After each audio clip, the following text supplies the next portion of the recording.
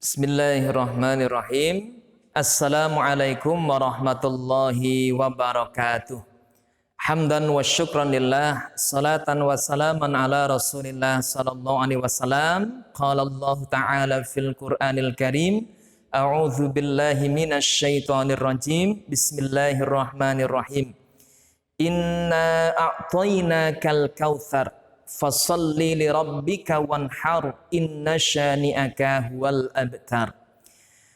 Para hadirin Bapak Ibu yang dimuliakan Allah Subhanahu wa taala, setelah kita memuji Allah dan bersalawat kepada Rasul sallallahu alaihi wasallam, di sini kami akan menjawab beberapa pertanyaan yang masuk, di antaranya pertama tentang hukum berkorban di atas namakan keluarga atau orang tua yang telah meninggal dunia.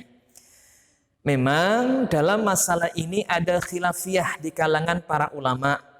Ada yang berpendapat tidak boleh sebab orang yang meninggal sudah putus amalnya, sehingga ia tidak bisa lagi untuk berkorban dan melaksanakan ibadah-ibadah yang lainnya.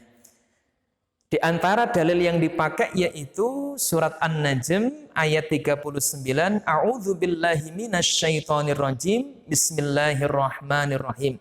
Wa allaisa lil insani illa ma sa'a. Manusia itu tidak akan mendapatkan apa saja atau apapun dari balasan kecuali dari amal yang pernah ia kerjakan saat masih hidup di dunia. Kemudian dalam hadis Nabi disebutkan, idza mata banu Adam in qata'a amaluhu illa min thalas. Ketika seseorang meninggal dunia, maka terputuslah seluruh amalnya kecuali 3. Shadaqatin jariyah, sedekah jariyah, aw ilmin yuntafa'u bih, ilmu yang bermanfaat, aw waladin sholihin yad'ulah, atau doa anak yang soleh yang mendoakan kedua orang tuanya. Itu menurut ulama kelompok pertama. Kemudian menurut ulama kelompok kedua, boleh berkorban mengatasnamakan keluarga atau orang tua yang telah meninggal dunia. Alasan dalilnya apa? Hadis sahih dalam kitab Sahih Muslim disebutkan dalam bab zakat, di mana ada seorang sahabat Nabi datang kepada beliau dan bertanya, "Ya Rasulullah, inna ummi uktulitat nafsuha, fa'uraha law takallamat tasaddaqat, fahallaha ajrun in tasaddaqtu anha?" Qala na'am. Wahai Rasul, sesungguhnya ibuku meninggal dunia mendadak. Beliau tidak sempat berwasiat apapun. Bagaimana apabila aku bersedekah atas nama beliau, apakah pahalanya sampai kepada beliau? Rasul menjawab, na'am, iya. Apa hubungannya kurban dengan sedekahnya? Ketika Rasulullah SAW membagi daging hewan kurban, ternyata bahasanya itu memang kurban itu bagian dari sedekah. Wa yut'imu ahla baitihi ats-tsulus wa yut'imul fuqara 'ala jiranihi ats-tsulus wa yatasaddaqus su'al bits-tsulus. Sepertiga untuk ahlul bait atau haknya sahibul kurban, sepertiga disedekahkan kepada tetangga kanan kiri yang fakir dan miskin, dan sepertiga disedekahkan bila ada orang yang meminta. Bahkan masih dalam kitab Sahih Muslim, orang yang bersedekah atas nama orang yang telah meninggal dunia itu bisa menghapuskan dosa orang yang telah meninggal dunia.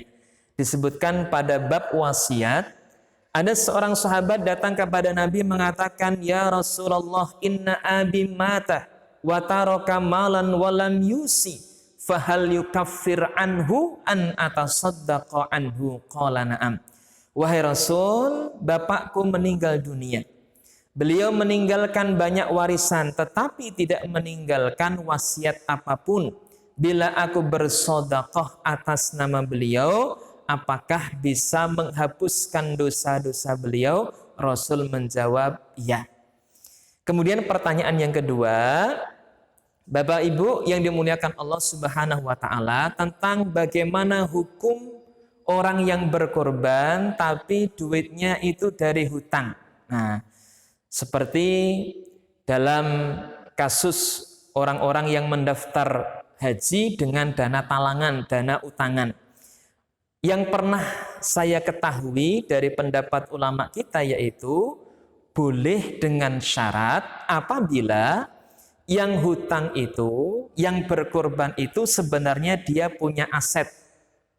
Yang apabila dia jual untuk menutup hutangnya berkorban itu dia bisa. Hanya saja saat itu dia belum memiliki uang cash sehingga untuk berkorban dia mencari hutangan terlebih dahulu. Tetapi bagi mereka yang sebenarnya tidak punya aset untuk membayar hutang, maka sebaiknya dia tidak usah berkorban. Karena kembali kepada hukum korban itu sendiri, wajib bagi yang mampu, bagi yang belum mampu hukumnya sunnah. Sebagaimana sabda Rasul sallallahu alaihi wasallam, "Man wajada sa'atan falam yudhi fala yaqrabanna musallana." Barang siapa yang memiliki kemampuan untuk berkorban, tetapi dia tidak mau untuk berkorban, maka jangan mendekati tempat sholat kami.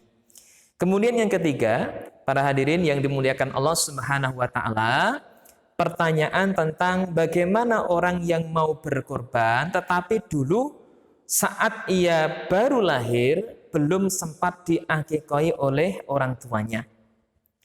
Maka kasus semacam ini ia boleh langsung untuk berkorban ketika dia mampu.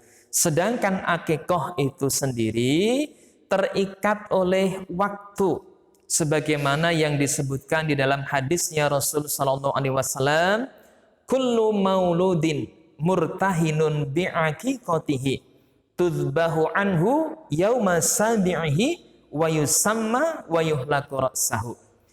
Setiap bayi yang lahir tergadai dengan akikahnya, maka disembelihkan kambing pada hari ke-7 kelahiran, dicukur rambutnya dan diberi nama.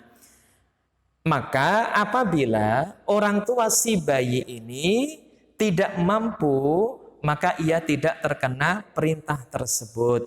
Dan tidak harus sang anak ketika sudah dewasa harus mengakikahi dirinya sendiri. Boleh juga apabila orang tua si bayi tidak mampu, kemudian kakeknya si bayi mampu, maka boleh kakeknya bayi untuk mengakikahi cucunya.